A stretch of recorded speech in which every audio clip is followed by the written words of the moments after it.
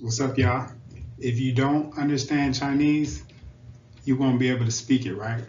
So it's the same thing with money. If you don't understand money, you won't be able to speak it. So I created a little presentation about money and just simply talking about money. And here it is. Hey, when it comes to real estate, Robert Kiyosaki said it best. So I'm going to show you a diagram that he came up with. And it looks like this. So you got four types of people. And in this circle right here, you got an employee. An employee goes to work and makes most of his money from work. And then you have a self-employed. Self-employed, they own their own business. And 90% of people make their money on this side of the quadrant. And then you got businessmen, they own their own business and they have like 500 people working for them. And then you got investors. Investors take their money and make money with it. So being in real estate, you would be an investor. And what you did was you took your money or you took other people's money and now it's making money for you. 90% of people is on this side, 10% is on this side. But those 10% is the richest people and they own their time. So whenever you on this side of the quadrant, you're busy. You don't have time to do anything. Only thing you can do is go to work. Only thing you can do is worry about your business. This is the worst side to be on, technically, because you're working for money. Now, when you get on this side, now you have your money working for you. If you own a business, you just bought the products and now somebody else is doing all the marketing, all of the selling. And whenever you're an investor, you just own the property. So now the property is making you money. So whenever you trying to get into real estate, this is one diagram that you really need to pay attention to and make sure you're on the right side of it. And that will change the trajectory of your life.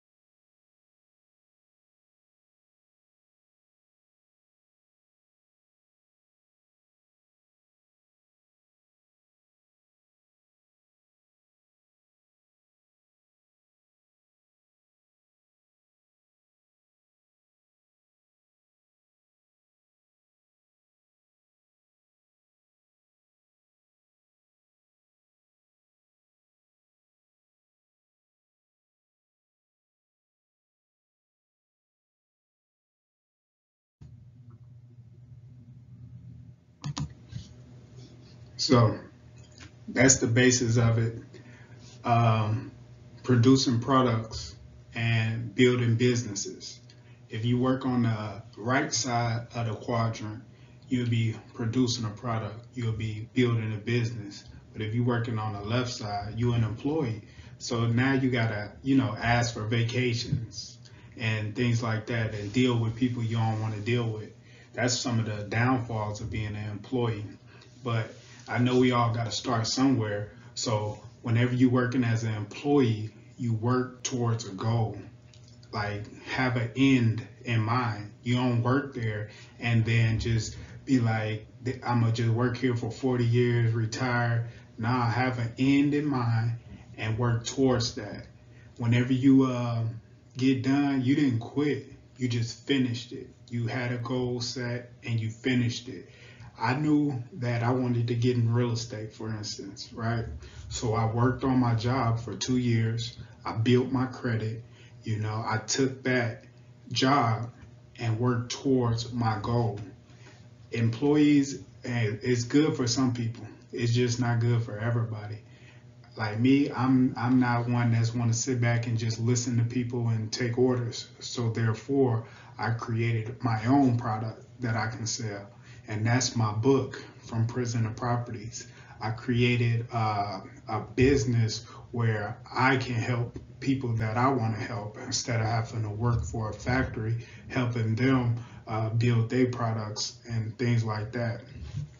But as a self-employee, it's kind of up there with being an employee, because you working for your job. Instead of having a business, you're having a busyness. That's what they call it, a busyness. You don't have time to do anything. And if you don't go to work, you do not get paid. So you're busy all of the time. So the thing with a business, a small business like that, being self-employed, if you create a product around your business, now you're freeing up some of your time.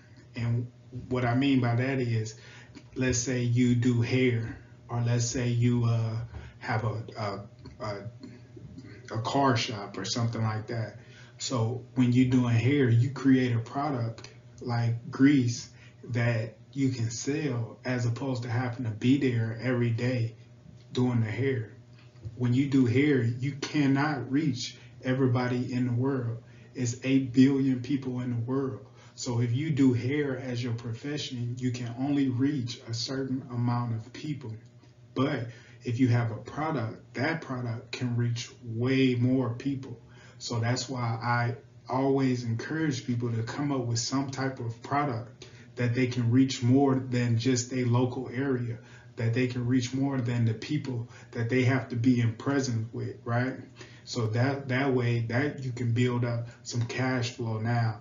You can still do what you love to do, fixing cars or whatever it may be, but now you have a product that's bringing you in, generating more income. And that's the name of the game whenever you're talking about businesses. This is on the right side of the quadrant. Now we have business owners and investors. So business owners, they have people working for them. So if you have a business, if you're a business owner, only thing you did was essentially just think of an idea, like your hair care product. You thought of that idea, and now people is working to produce it, people is working to ship it, and people is working to put it all together, and you're not doing much of nothing, right? So that's a business owner. And when you get away from being self-employed to being business owner, now your money is working for you. And as an investor, that's all your money do. You take your money, you send it out, and it comes back with little bitty kids, should we say. So you take your money and you spend it on things that you know will come back. So every time you spend money when you're investing, you're expecting that money to come back. So it'll be like the money never left your pocket, right? So when you invest, it's essentially just putting your money into a savings account and making sure it comes back more than what you originally had. So in this slide, I talk about that. What's up, y'all? Hey, I want to talk to you about using credit as leverage. So credit is so important nowadays because you need credit for everything. And when you use credit as leverage, it's essentially just using credit to make more money than your payments would be. That's what leverage is. Leverage is just you using the credit to make more than your payments would be. So if you get a $500,000 loan, your payments will be about $6,000 a month. So if somebody gave you a $500,000, do you think that you can make $6,000 a month with? If somebody gave you $25,000, do you think that you can make $600 a month with? And that's the beauty of using credit as leverage. So that's what you do. You take the credit, you take the loan, and you just use it to make more than what you owe. So it's two different kind of ways to get money, and most of us know it the active way. The active way to get money is the way most people get it, and that's going to work. That's opening a small business like a hair shop or something, and you actually in there working. So that's active income. That's when you actively working to get this income. Now you got passive income. Now passive income is when you do nothing, but the money still comes in. So an example of that would be like investment in the stock market, or investment in real estate, or buying a big business where you just pay the employees to work for you. You do nothing in the business. So these are the examples of how to make money actively and passively. So now whenever you tie it all together, so what you do is you take credit and put it into passive income. So therefore, you have to do nothing but sit back and collect the checks. Example of that, $500,000, I go out, I buy a whole bunch of properties, the tenant pays the $6,000 a month that I owe. So as long as I make more than $6,000, I'm making profit and I have to do nothing. Or an example of that would be you take your $25,000 and you put it in the stock market. You buy a stock that pays you every month in dividends. That way you have to do nothing. You just sit back and collect your money. So these are two types of ways that people make money, actively and passively. And if you use credit to do it, you can leverage it. So therefore, a lot of us don't have anything to start with, right? So we use our credit to start with, and that's how we get ahead in life. A lot of people don't know it, but that's what I'm here for, to teach you this stuff. So in that video, I talked about using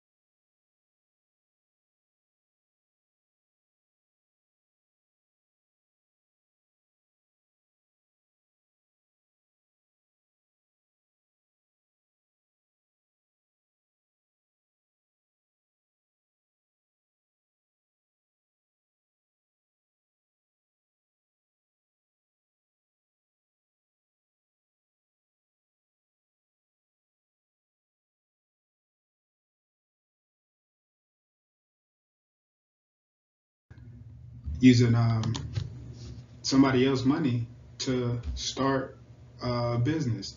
So when you talking about credit, it's just taking somebody else's money and paying them back, you know. But when you take the money, make sure you're buying things that can produce assets. Make sure you're buying assets that can produce some type of income, right? So in the first slide, we talked about being an employee versus being an investor. So now that you know what an investor is, an investor just takes credit, takes somebody else's money, and then buy things that's gonna pay the creditor back, right? That's the easiest way I can explain it. So what I did was I took $500,000 from somebody, and they told me to pay them back $6,000 a month. So I took the $500,000 and I went and bought a whole bunch of real estate, and the real estate makes more than $6,000. So I took nothing and created something out of it, right? I took nothing, which was a loan. I didn't have nothing, so I got a loan, and I took that, and now I have this real estate paying for itself. So when you talking about using credit as leverage, that's what you do. So now I had so little in the deal, but I get so much in return. I actually in that deal had to put down about 20,000, right? Put $20,000 down, and now I make $1,500 every year, every month for the rest of my life, for the rest of my kids' life. That's leverage. When you take $20,000 and it brings you $1,000 every month, that's leverage.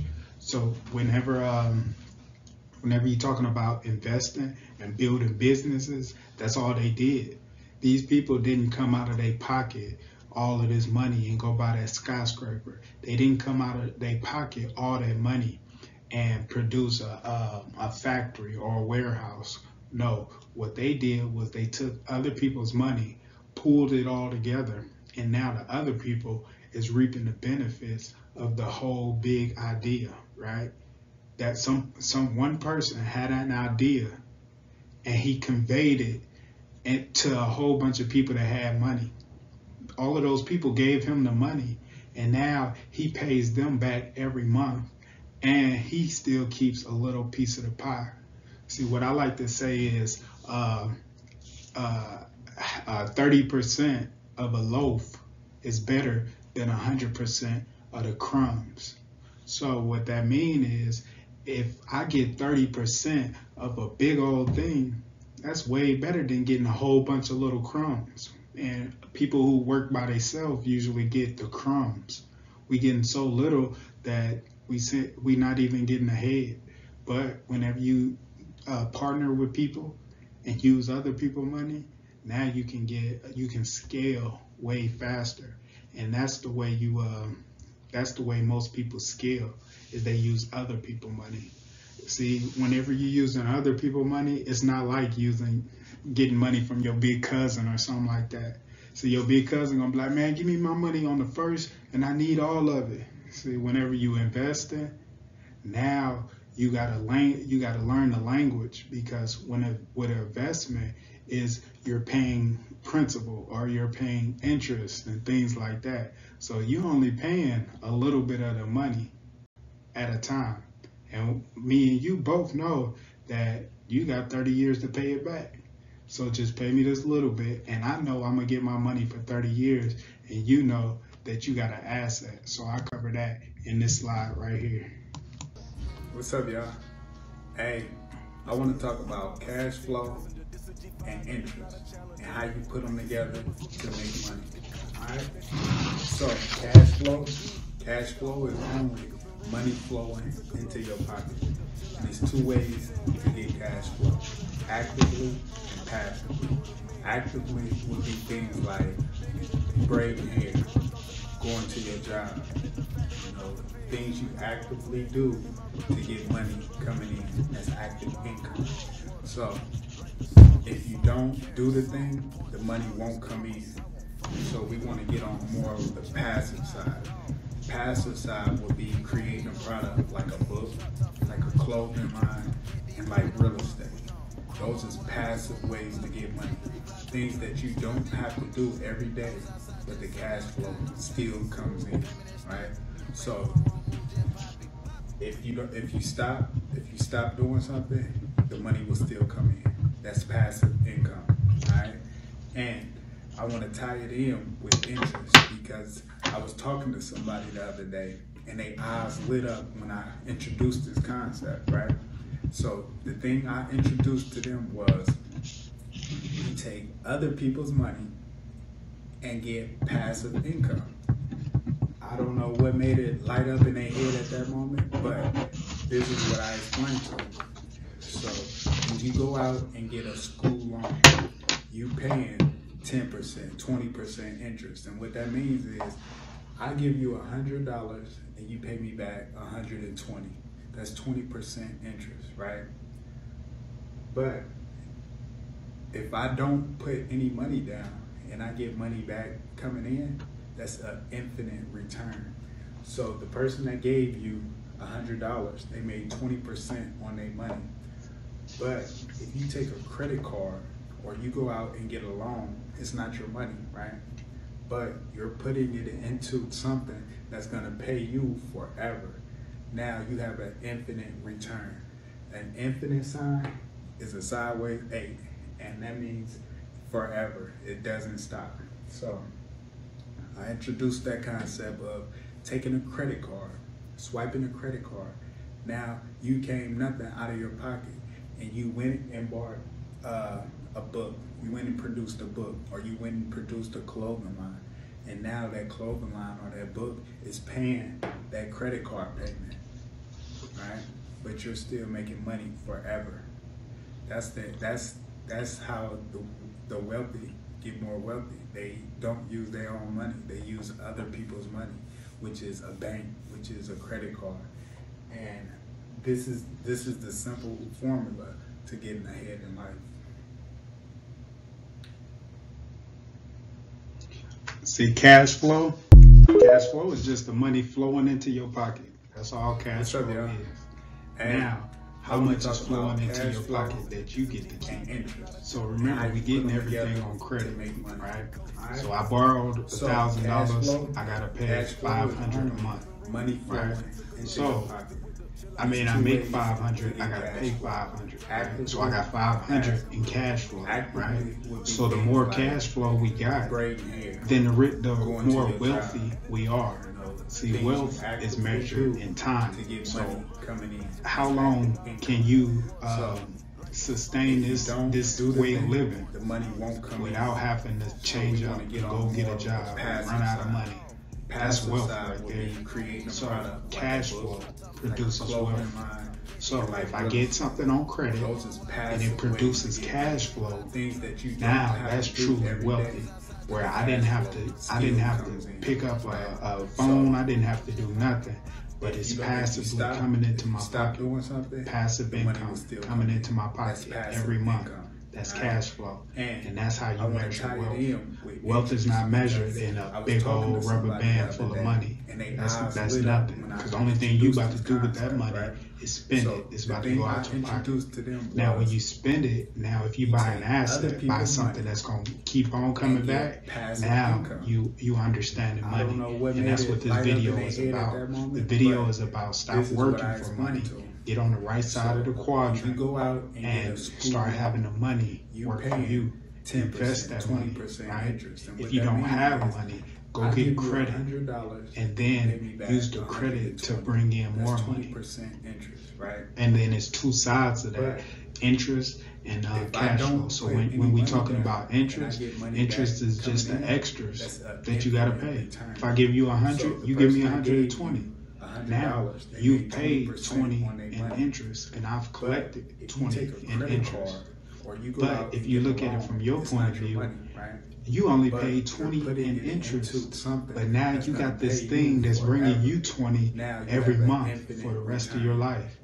You paid me $20 extra, and now you getting paid for the rest of your life.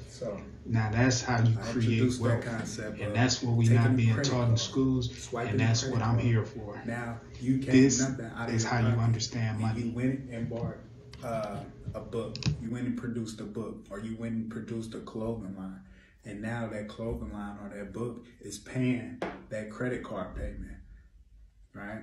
But you're still making money forever. That's how the wealthy get more wealthy. They don't use their own money. They use other people's money, which is a bank, which is a credit card. And this is the simple formula to getting ahead in life.